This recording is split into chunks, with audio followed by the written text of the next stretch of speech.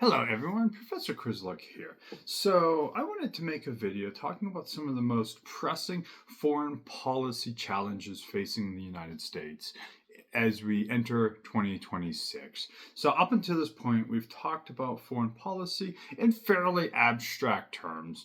Even the book we've been reading is a couple years old, so some of the examples they use are a little outdated. So we've been talking about these abstract terms: interest, power, diplomacy, military force, and debate. So, in this video, I wanted to do something slightly different. I wanted to connect those ideas to the real foreign policy challenges the United States is facing, again, as we enter the new year.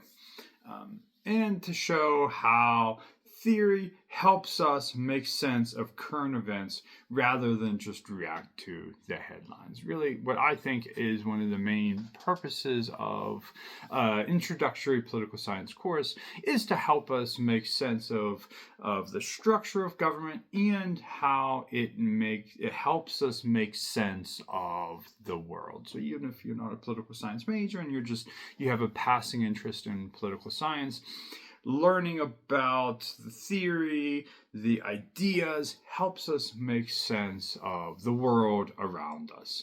So, foreign policy is never about solving one problem at a time. It is about managing multiple challenges simultaneously.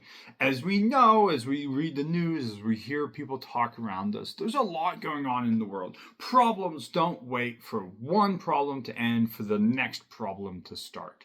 These challenges emerge and emerge and emerge. So, when these issues are being addressed, they're oftentimes being addressed with limited resources, imperfect information, as we've seen in other videos, and of course, competing priorities.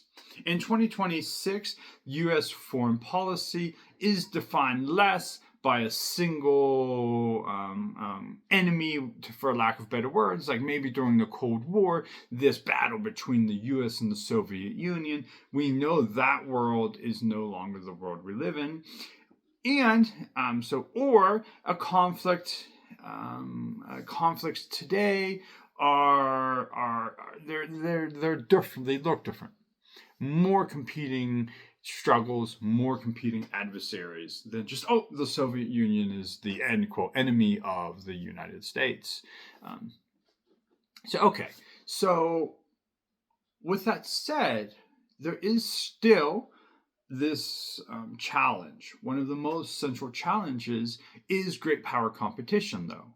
But it's not just between the US and the Soviet Union. Now it's particularly with China and Russia. So this is not a return to the Cold War where it was simple, quote, simple in a sense, but it does involve long-term rivalry over influence, security, and economic power. China, if you read the headlines, if you're reading newspapers, if you're reading contemporary works on great power competition, you'll read about that China poses a multifaceted challenge. Economically, it is deeply integrated into global supply chains, which creates both dependency and vulnerability.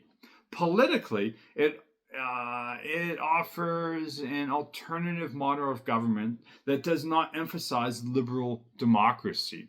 Militarily, tensions over Taiwan in the South China Sea remain among the most dangerous flashpoints in global politics. U.S. foreign policy towards China reflects competing goals: deterrence without war, competition without total economic decoupling, and cooperation on global issues such as climate change. So Russia remains, sorry, I know my glasses are terribly reflective.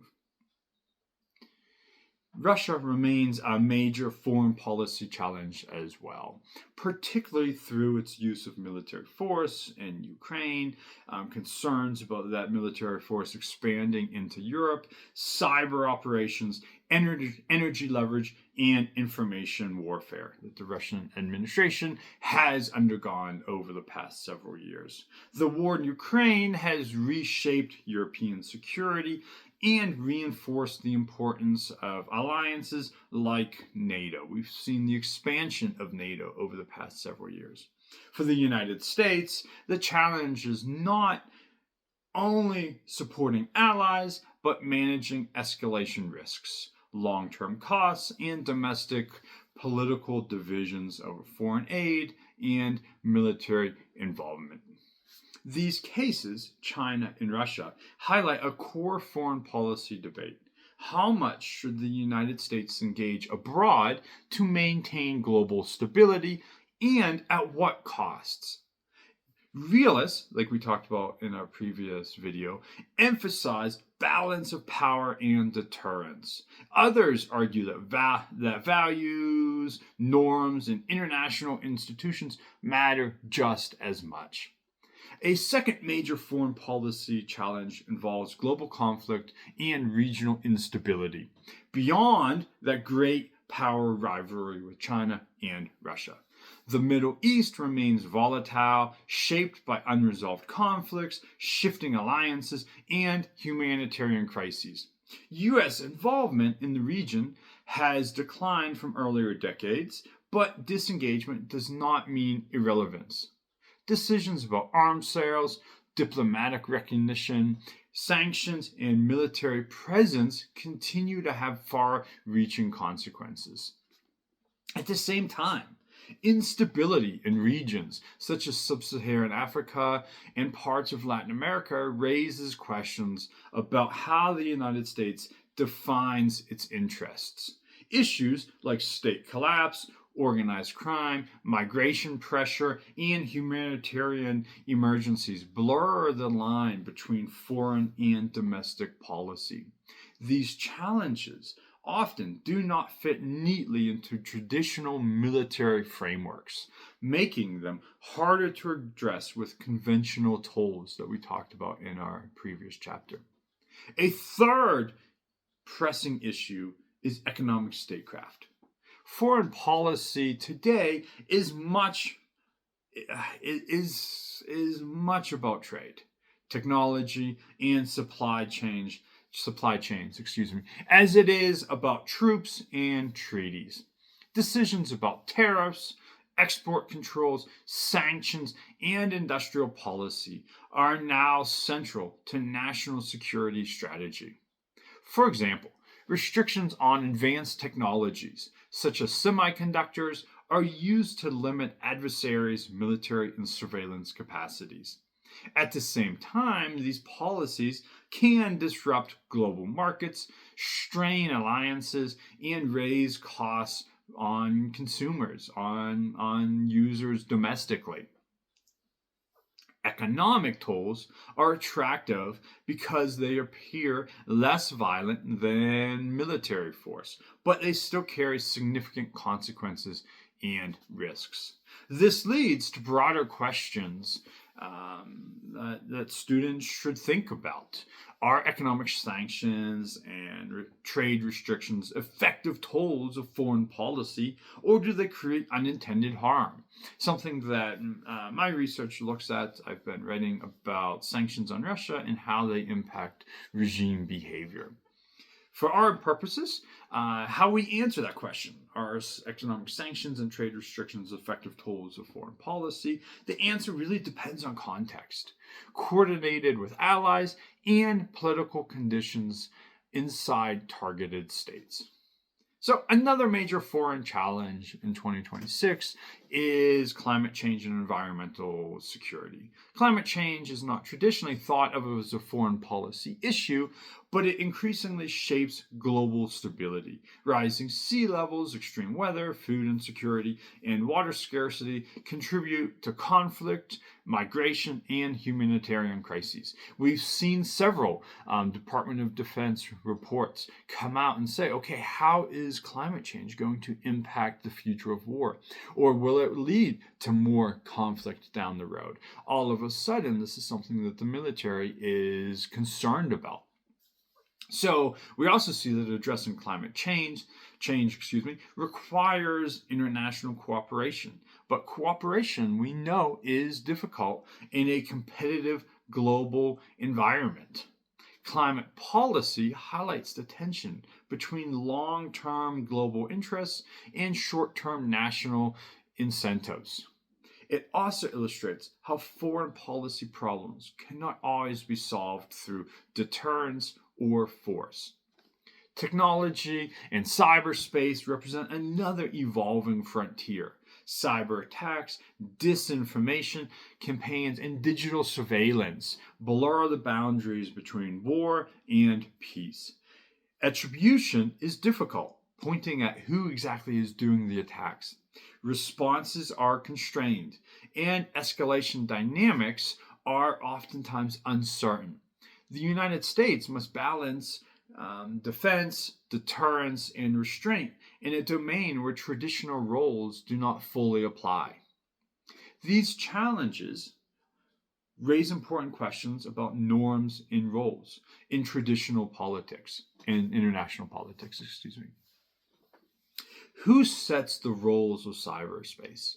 How should states respond to election interference or infrastructure attacks? What counts as an act of war?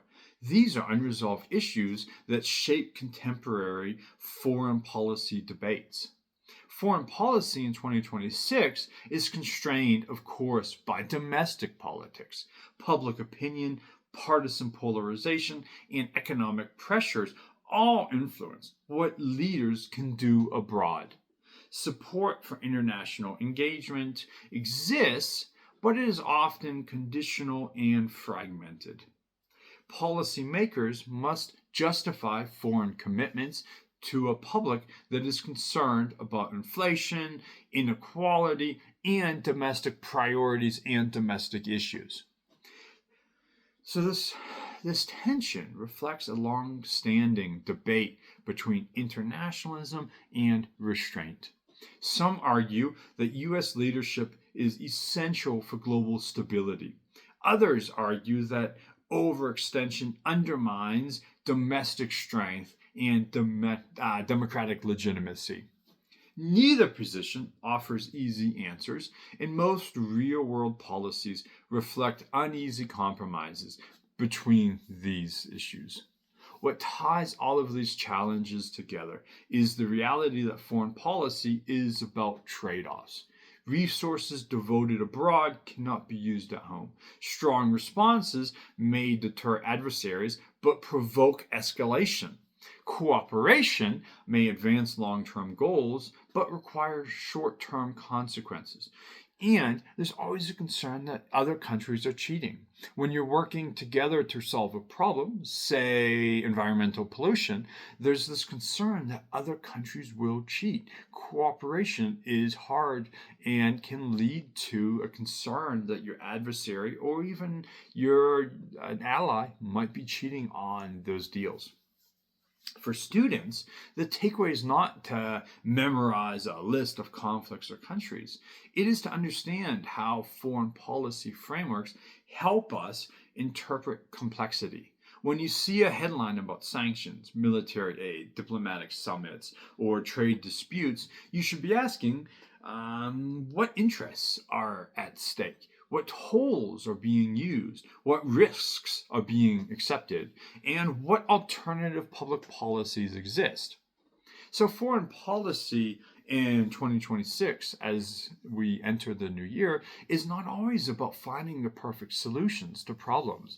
It is about managing risk in an uncertain world And that is exactly why theory that we learn about in other chapters or in a textbook matters. It gives us a way to think critically rather than emotionally about global events. Thank you.